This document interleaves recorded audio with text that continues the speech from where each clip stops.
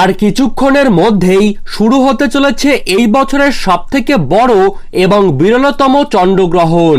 বড় বড় জ্যোতিষবিদ তথা বিজ্ঞানীরা এই চন্দ্রগ্রহণটির নাম কিন্তু দিয়েছেন আংশিক খণ্ডগ্রাস গ্রহণ, যা শোনা যাচ্ছে 1 ঘন্টা 5 মিনিট পর্যন্ত গ্রহণটি টানাভাবে চলতে থাকবে, অর্থাৎ খুবই স্বল্প সময় ধরে গ্রহণটি স্থায়ী থাকবে।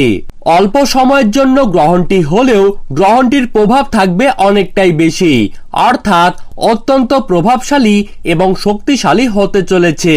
তাই যে কোনো ভুল ত্রুটি হলেই জীবনে কিন্তু ঘনিয়ে আসতে পারে বিপদ। বিশেষ করে গর্ভবতী মহিলাদেরকে এই সময় অত্যন্ত সাবধানে থাকতে হবে।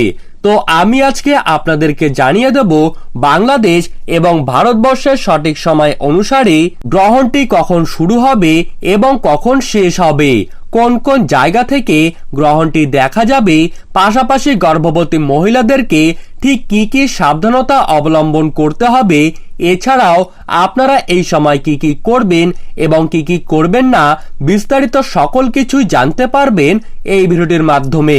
তাই এই রকমই গ্রহণ সম্পর্কিত যে কোনো খবরের আপডেট আপনি যদি প্রতিদিন সবার প্রথমেই পেতে চান, তাহলে কিন্তু অবশ্যই নিজের জেলার নামটি কমেন্ট বক্সে লিখে জানাবেন। আর আমাদের চ্যানেলে নতুন এসে থাকলে অবশ্যই চ্যানেলটিকে সাবস্ক্রাইব করবেন এবং পাশে থাকা বেল আইকনটিকে প্রেস করে রাখবেন। তো চলুন দেরি না করে এক নজরেই দেখে নেওয়া যাক।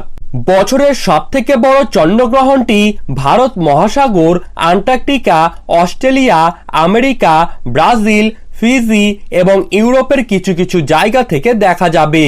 এছাড়াও বাংলাদেশের ঢাকা, সিলেট, চট্টগ্রাম, নোয়াখালী, পাবনা, খুলনা, রাজশাহী, বিবাড়িয়া, কিশোরগঞ্জ, সুনামগঞ্জ, নেত্রকোনা, টেকনাফ এইসব জায়গা থেকে দেখা যাবে এবং ভারতবর্ষ থেকে গ্রহণটি দৃশ্যমান থাকবে না, অর্থাৎ ভারতবর্ষে গ্রহণটি কিন্তু দেখা যাবে না। এই সময় গর্ভবতী মায়েদেরকে ঘরের ভেতরেই থাকতে হবে। আপনারা লক্ষ্য রাখবেন আপনাদের শরীরে যেন সূর্যের আলো না পড়ে। চন্দ্রগ্রহণটি শুরু হতে চলেছে 18 সেপ্টেম্বর, অর্থাৎ বুধবার দিন। বাংলাদেশের সময় অনুযায়ী শুরু হবে সকাল 8:12 আর শেষ হবে সকাল 9:17 ভারতীয় সময় অনুসারে এই গ্রহণটি শুরু হবে সকাল 7:42 আর শেষ হবে সকাল 8:47 ধন্যবাদ।